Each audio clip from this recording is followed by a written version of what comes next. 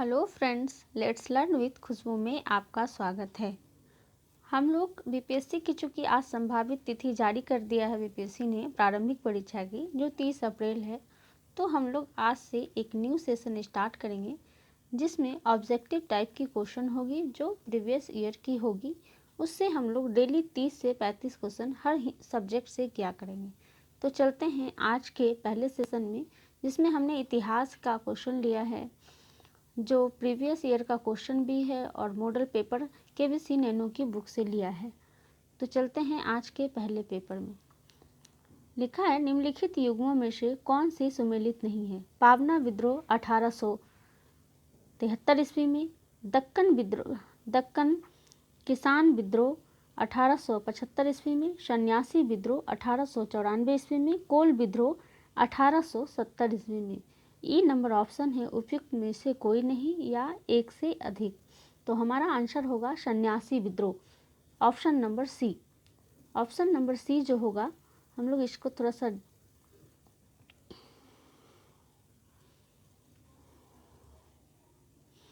Zoom कर लेते हैं। हमारा ऑप्शन है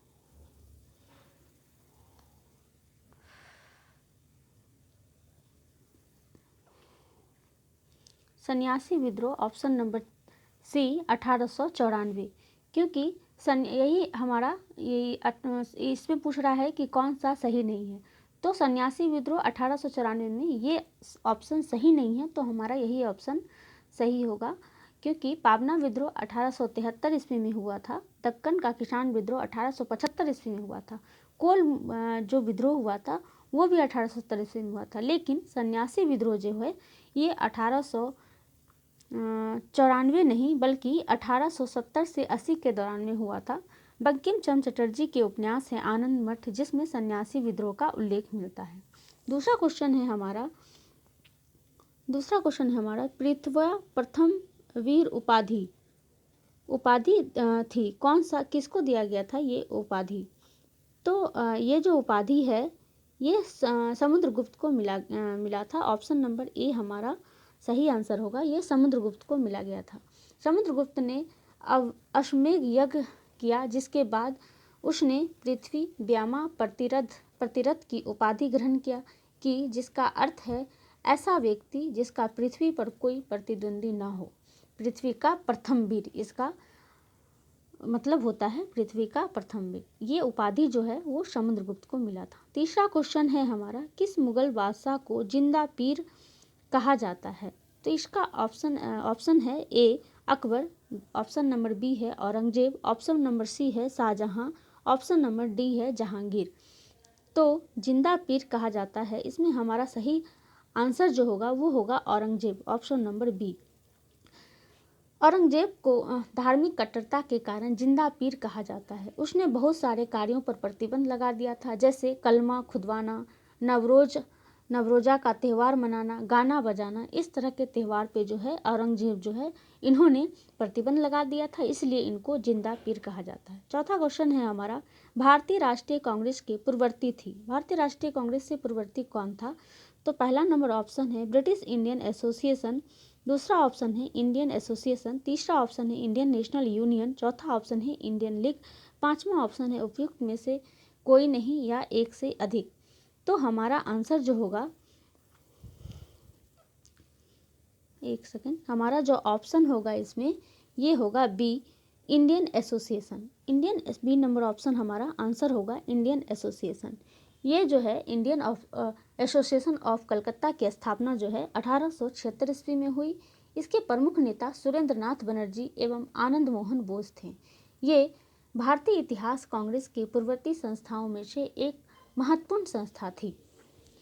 अब हम लोग चलते हैं पांचवें ऑप्शन पे, शिवाजी की राजधानी कहाँ है? तो ऑप्शन नंबर 1 है रायगढ़, ऑप्शन नंबर 2 है सिंधुदुर्ग, ऑप्शन नंबर सी है पूना और ऑप्शन नंबर डी है कोल्हापुर, ऑप्शन नंबर ई है उपयुक्त में से कोई नहीं या एक से अधिक है। देखिए दोस्तों, ध्यान देने योग्य बात यह भी है कि बीपीएससी में पांचवा ऑप्शन का बहुत रोल होता है, तो पांचवा ऑप्शन को हम लोगों को ध्यान में रख के टिक आउट करना है। तो शिवाजी की राजधानी जो है ये रायगढ़ थी। शिवाजी की राजधानी कहाँ थी? तो ये रायगढ़ थी। शिवाजी का जन्म 20 अप्रैल 1627 को पूना के शिवनेरी में दुर्ग में हुआ था। शिवाजी के राज्य की राजधानी रायगढ़ जो है ये महाराष्ट्र में है, वो रायगढ़ थी। शिवाजी के राजपुरोहित जो है वो गंगा भट्ट थे तथा गुरु जो थे शिवाजी के वो रामदास थे।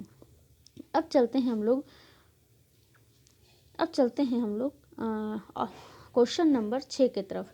इंडियन नेशनल कांग्रेस की प्रथम भारतीय महिला अध्यक्ष कौन थी? श्रीमती एनी बेसेंट, दूसरा ऑप्शन है सुचेता कृपलानी, तीसरा ऑप्शन है सरोजिनी नायडू, चौथा ऑप्शन है इंदिरा गांधी। उपयुक्त में से कोई नहीं या एक से अधिक। तो इंडियन नेशनल कांग्रेस की जो प्रथम भारतीय अध्यक्ष थी ये थी Sarojini Naidu. Option number C हमारा सही होगा। सरोजिनी नायडू 13 फरवरी 1879 ईस्वी को 1879 में हैदराबाद जो आंध्र प्रदेश में है पैदा हुई थी।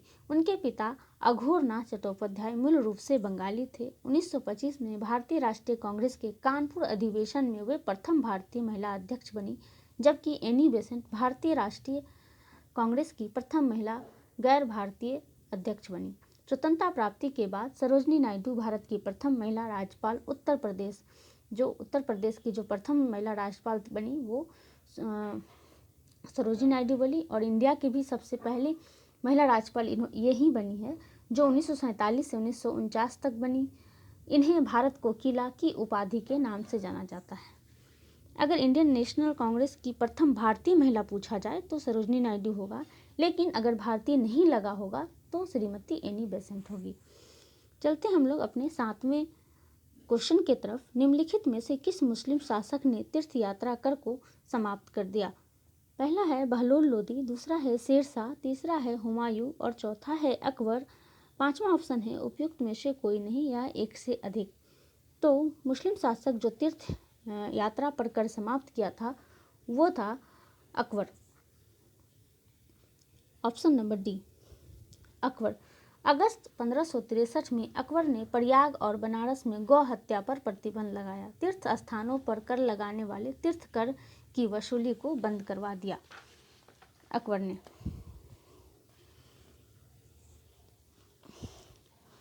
अब हम लोगों का नेक्स्ट क्वेश्चन है क्वेश्चन नंबर 8। मद्रास महाजन सभा की स्थापना की गई थी। तो मद्रास महाजन सभा की स्थापना किस वर्ष की गई थी? तो 1880 में। ऑप्शन नंबर बी है 1881 में, ऑप्शन नंबर सी है 1882 में और ऑप्शन नंबर डी है 1884 में। तो यहाँ हमारा ऑप्शन आंसर हो जाएगा ऑप्शन नंबर डी। मद्रास महाजन सभा की स्थापना 1884 में हुई। मद्रास के युवा नेताओं M.B. राघव, पेरियार, जी सुब्रमण्यम अय्यर, पी आनंदचार्य ने 1884 ईस्वी में मद्रास महाजन सभा की स्थापना की थी। इसने विधान परिषदों के विस्तार, इसमें भारतीयों के प्रतिनिधि, न्यायपालिका और राजस्व एकत्र करने वाली संस्थाओं के पृथक्करण की मांग की थी। नेक्स्ट क्वेश्चन है राजनीतिक सुधारों को लेकर विरोध करने वाले पहले भारतीय कौन थे? दादा भाई नौरोजी, सुरेंद्रनाथ, राम मोहन राय, बाल गंगाधर तिलक। इसमें हमारा आंसर हो जाता है ए दादा भाई नौरोजी। राजनीतिक सुधारों को लेकर विरोध करने वाले पहले भारतीय दादा भाई नौरोजी थे। इन्होंने 1853 में बॉम्बे एसोसिएशन तथा 1867 ईस्वी में लंदन में इंडियन एसोसिएशन और ईस्ट इंडिया एसोसिएशन की स्थापना की। 10 नंबर पे चलते हैं। ट्रेड यूनियन आंदोलन के क्रांतिकारी चरण का समय था। तो ट्रेड यूनियन आंदोलन के क्रांतिकारी का समय कब था? 1939 से 45। ऑप्शन नंबर बी है 1926 से 39। ऑप्शन नंबर सी है 1918 से 1926। ऑप्शन नंबर डी है 1914 से 1918। तो यहाँ आंसर हम लोगों का होगा ऑप्शन नंबर बी 1926 से 39। 1926 से 39। ट्रेड यूनियन आंदोलन के क्रांतिकारी चरण 1926 से 39 तक माना जाता है। 1937 में प्रांतीय सरकारों का गठन के बाद मजदूर आंदोलन फिर से सक्रिय हो गया था। 11 नंबर क्वेश्चन है हमारा all India trade union Congress की प्रथम अध्यक्ष था? All India trade union Congress का प्रथम अध्यक्ष कौन था? बीवी गिरी, S.A. डांगे, पंडित जवाहरलाल नेहरू, लाला लाजपत राय, उपयुक्त में से कोई नहीं या एक से अधिक? तो हमारा आंसर होगा लाला लाजपत राय।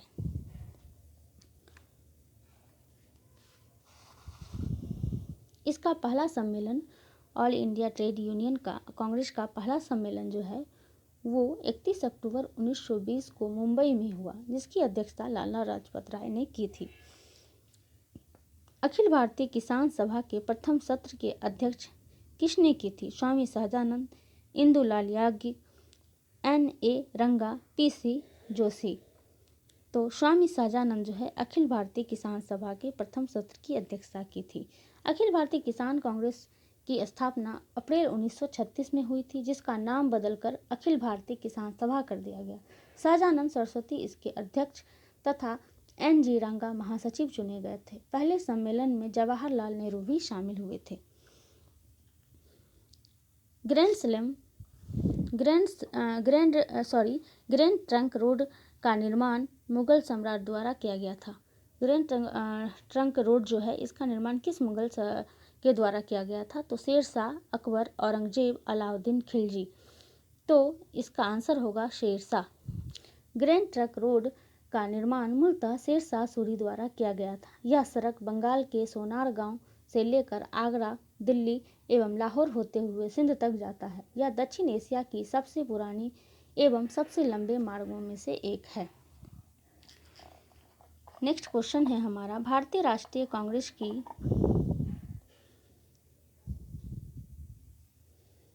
स्थापना हुई थी। तो भारतीय राष्ट्रीय कांग्रेस की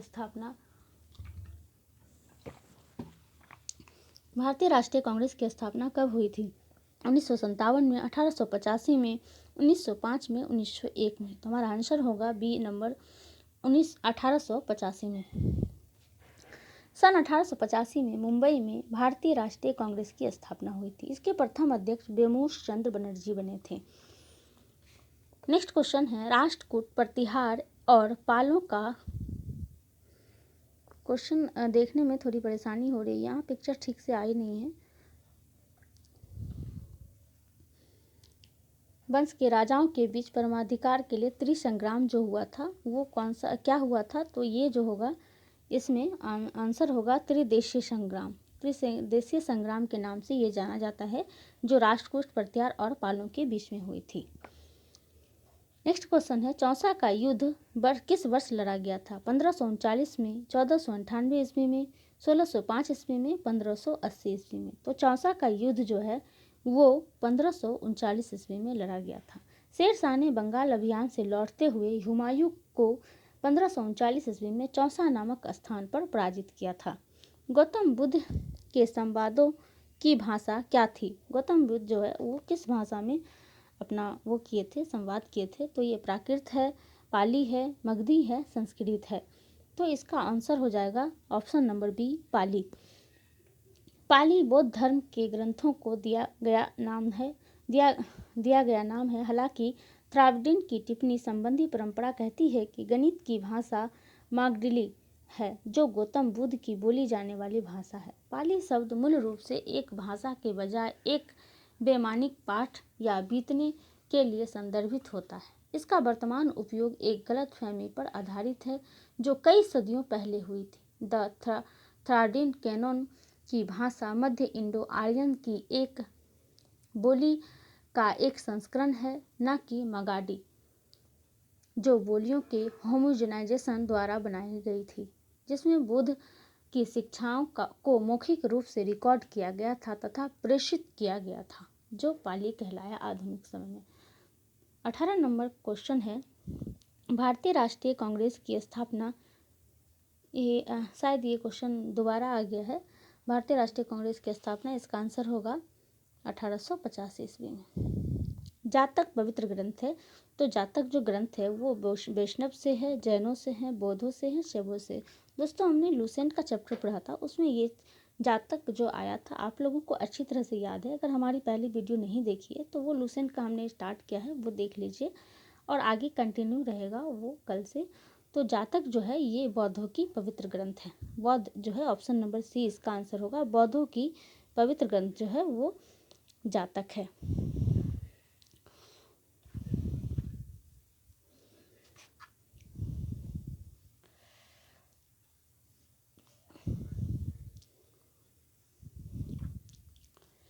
नेक्स्ट चलते हैं हम लोग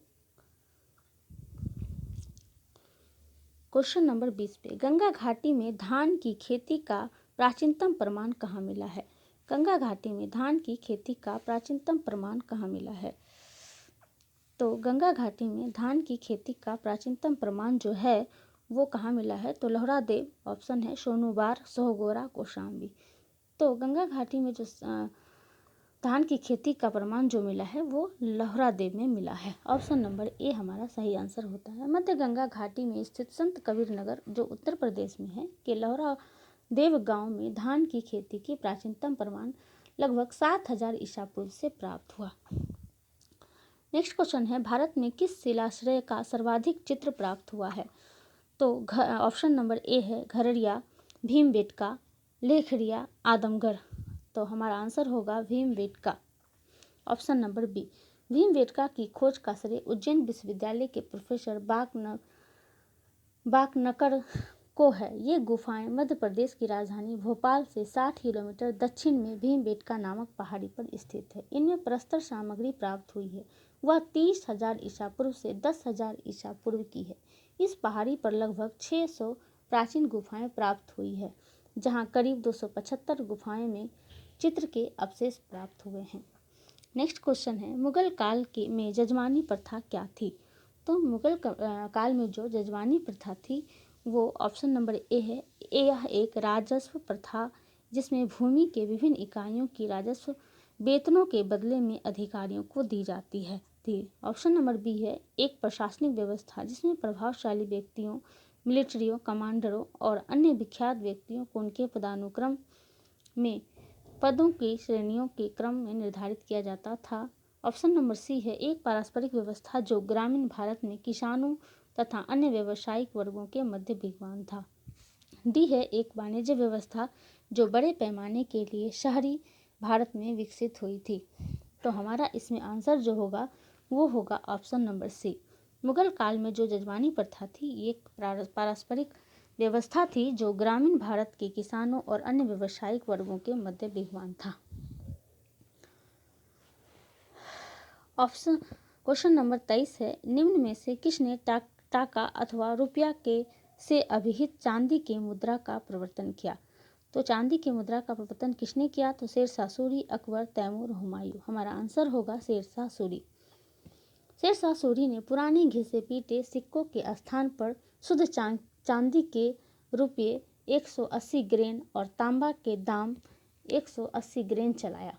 तांबा का चांदी का जो था वो 180 ग्रेन का था और तांबे का जो दाम था वो 380 ग्रेन का चलाया था। तो शेरशाह सूरी ने।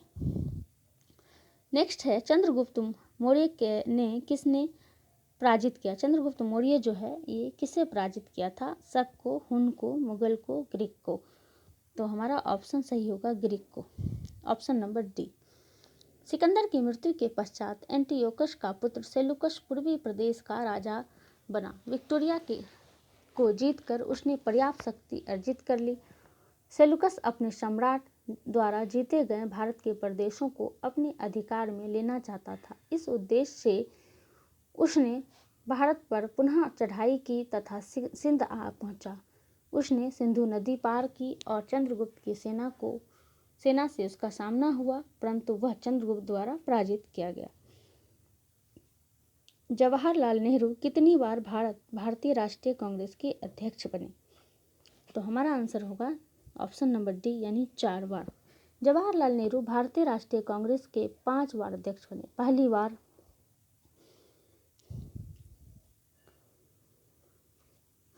यहाँ होगा 5 बार, जो ऑप्शन नंबर ई होगा। जवाहरलाल नेहरू जो है वो 5 बार बने थे। ये है जो जवाहरलाल नेहरू 5 बार अध्यक्ष बने थे। पहली बार वो जो है लाहौर अधिवेशन जो है 1929 में उसमें बने थे। जो 1929 में लाहौर अधिवेशन हुआ था उसमें जवाहरलाल नेहरू बने थे। दूसरी बार जो है लखनऊ अधिवेशन जो 1936 में हुआ था उसमें बने थे। और तीसरी बार जो है वो दिल्ली अधिवेशन 1951 में हुआ था, उसमें हुआ। चौथी बार हैदराबाद अधिवेशन जो 1953 में हुआ था उसमें बने थे। और पांचवी बार जो है वो कल्याणी अधिवेशन था 1954 में, उसमें उन्होंने अध्यक्ष बना था। पानीपत के तृतीय युद्ध किसके बीच हुआ था? तो पानीपत का तृतीय युद्ध जो है वो अफगान एवं मराठा के बीच में हुआ था। फेमस युद्ध है, इसके बारे में आपको पता होगा। पानीपत का तृतीय युद्ध जो है अफगान और मराठा के बीच लड़ा गया। पानीपत का तीसरा युद्ध 14 जनवरी पानीपत का तीसरा युद्ध जो है वो 14 जनवरी 1761 को हुआ। पानीपत के तीसरे युद्ध के समय पेशवा बालाजी बाजीराव थे। बालाजी बाजीराव को ही नाना साहेब का नाम भी से जाना जाता है। इस युद्ध में मराठों की हार हुई थी। अफगानों के नेतृत्व में इस युद्ध में अहमद शाह अब्दाली ने किया था। इस युद्ध में मराठों का वास्तविक नेतृत्व सदाशिवराव भाव ने किया था। पानीपत के तीसरे युद्ध में मराठों का नाम मात्र का नेतृत्व विश्वासराव ने किया था। नेक्स्ट क्वेश्चन है हमारा, निम्नलिखित में से किसे मुगल बादशाह द्वारा बुरहान उल मुल्क की उपाधि दी गई थी? तो सआदत खान जो था, इसी को हमारा ऑप्शन नंबर ए ही सही हो जाएगा। सआदत खान जो है इन्हीं को मुगल बादशाह द्वारा बुरहान उल मुल्क की उपाधि प्रदान की गई थी। सआदत खान को यह उपाधि मुगल बादशाह मोहम्मद शाह ने दिया था। सआदत खान का मूल नाम मीर मोहम्मद अमीन था। सआदत खान अवध में स्वतंत्र राज्य के संस्थापक थे जो 1722 से 1739 तक थे।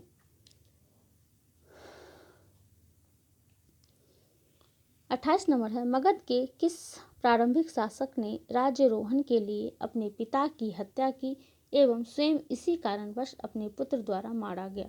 बिंबिसार, अजातशत्रु, उदयन, नागदशक। तो हमारा आंसर हो जाएगा option number B, Ajatashatru. Magadh साम्राज्य का वास्तविक संस्थापक राजा बिंबिसार था। यह हर्यक वंश से संबंधित था। बिंबिसार ने लगभग 52 वर्षों तक शासन किया। बौद्ध एवं जैन ग्रंथों के अनुसार बिंबिसार की हत्या उसके पुत्र अजातशत्रु ने की थी। बिंबिसार के पश्चात अजातशत्रु मगध का शासक बना। जिस प्रकार अजातशत्रु ने अपने पिता की हत्या की थी, ठीक उसी प्रकार वह अपने पुत्र उदयन द्वारा मारा गया था। नेक्स्ट क्वेश्चन है, हर्ष के दरबार में हेंगसांग को एक दूत के रूप में किसे भेजा था? हर्ष के दरबार में हेंगसांग को एक दूत के रूप में किसने भेजा था? ताइशुंग, तुंगक्वान, कुएनबू, तीर्थयात्री। तो हमारा आंसर होगा ऑप्शन नंबर डी, तीर्थयात्री। हर्ष के समय की सबसे प्रमुख घटना चीनी यात्री हेंगसांग, जिसे युवान चांग भी कहा जाता है, के भारत आगमन की है। हेंगसांग का जन्म 600 ईस्वी के लगभग चीन में के होनन प्रांत में चीन लिऊ नामक स्थान पर हुआ था। उसके पिता का नाम चेन हुई था। उसके 4 पुत्र में हेंगसांग सबसे छोटा था। उसके पिता एक अध्ययनशील व्यक्ति था जिसके प्रभाव हेंगसांग पर पड़ा। वह बचपन में गंभीर मनोवृत्ति का था। उसे धार्मिक पुस्तक प्रिय थी। 23 वर्ष की आयु में वह अपने बड़े भाई के साथ लियोंग के गौतम मठ में रहने लगा। भारत में महात्मा बुद्ध के चरण चिन्हों द्वारा पवित्र किए स्थानों को देखने और पवित्र बौद्ध ग्रंथों को उनकी मूल भाषा में अध्ययन हेतु भारत आया था। नेक्स्ट क्वेश्चन है, अकबरनामा किसने लिखा था? तो हमारा आंसर होगा अकबरनामा अबुल फजल द्वारा लिखा गया था। अकबरनामा ग्रंथ की रचना अकबर के शासनकाल में अबुल फजल ने की थी। अकबरनामा 3 भागों में बांटा गया। पहले भाग में अमीर तैमूर से लेकर हुमायूं तक के मुगल शासकों के इतिहास का वर्णन किया गया। दूसरे भागों में जो था, इसमें दूसरे और तीसरे में जो है 1602 ईस्वी में मुगल बादशाह अकबर के इतिहास को दिया गया। अकबरनामा को तैयार करने में अबुल फजल ने फारसी भाषा में लिखे गए विभिन्न ग्रंथों की सहायता ली, जिसमें तुजुक बाबरी, हुमायूं नामा, ताज की रउल वाक़िया, ताज की रात ए हुमायूं और अकबर तथा तारीख़ रसीदी प्रमुख थे। नेक्स्ट क्वेश्चन है, लाठी क्लब की स्थापना निम्नलिखित में से किसने की? तो हमारा आंसर होगा लाठी क्लब की स्थापना बाल गंगाधर तिलक ने की थी। लाठी क्लब हिंदू अखाड़ा गणपति महोत्सव शिवाजी महोत्सव आदि की स्थापना की शुरुआत बाल गंगाधर तिलक द्वारा किया गया। दोस्तों याद रखने वाली बात यह है कि लाठी क्लब के साथ जो है नेक्स्ट जो आता है हमारा हिंदू अखाड़ा भी है बाल गंगाधर तिलक के द्वारा ही किया गया था। गणपति महोत्सव जो महाराष्ट्र की फेमस महोत्सव है उसकी भी शुरुआत तिलक द्वारा किया गया था। शिवाजी महोत्सव का भी शुरुआत बाल गंगाधर तिलक द्वारा ही किया गया था। नेक्स्ट और लास्ट हमारा क्वेश्चन है, ईश्वर के बारे में सोचने के लिए मेरे पास वक्त नहीं है क्योंकि अभी तक धरती पर ही बहुत काम किया जाना है। उपरोक्त कथन किसका है? स्वामी विवेकानंद, स्वामी दयानंद सरस्वती, स्वामी रामकृष्ण परमहंस, स्वामी ईश्वरचंद विद्यासागर। तो हमारा आंसर होगा स्वामी ईश्वरचंद विद्यासागर। स्वामी ईश्वरचंद विद्यासागर जो है ऑप्शन नंबर डी जो है स्वामी ईश्वरचंद विद्यासागर, इन्हीं का ये कथन है। ईश्वर है या नहीं है यह पूछे जाने पर जब इनसे पूछा गया कि ईश्वर है या नहीं, ये क्वेश्चन पूछे जाने पर ईश्वरचंद विद्यासागर का जवाब था कि ईश्वर के बारे में सोचने के लिए मेरे पास वक्त नहीं है क्योंकि अभी इस धरती पर बहुत काम किया जाना बाकी है। दोस्तों हम लोग जो हैं डेली आज से 20 से 30 क्वेश्चन लेकर आएंगे जो प्रारंभिक परीक्षा से संबंधित होगा बीपीएससी का। उसमें हम लोग डेली का क्वेश्चन क्या करेंगे जो हर सब्जेक्ट से रिलेटेड होगा। अभी तो हम लोगों ने इतिहास से स्टार्ट किया है, लेकिन धीरे धीरे सारे सब्जेक्ट को हम लोग कवर करेंगे। उसमें लूसेंट का भी मैं बहुत जल्दी लेकर आऊँगी। Thank you for the watching my video. Thank you very much. Please like और सब्सक्राइब एंड शेयर करना ना भूलें।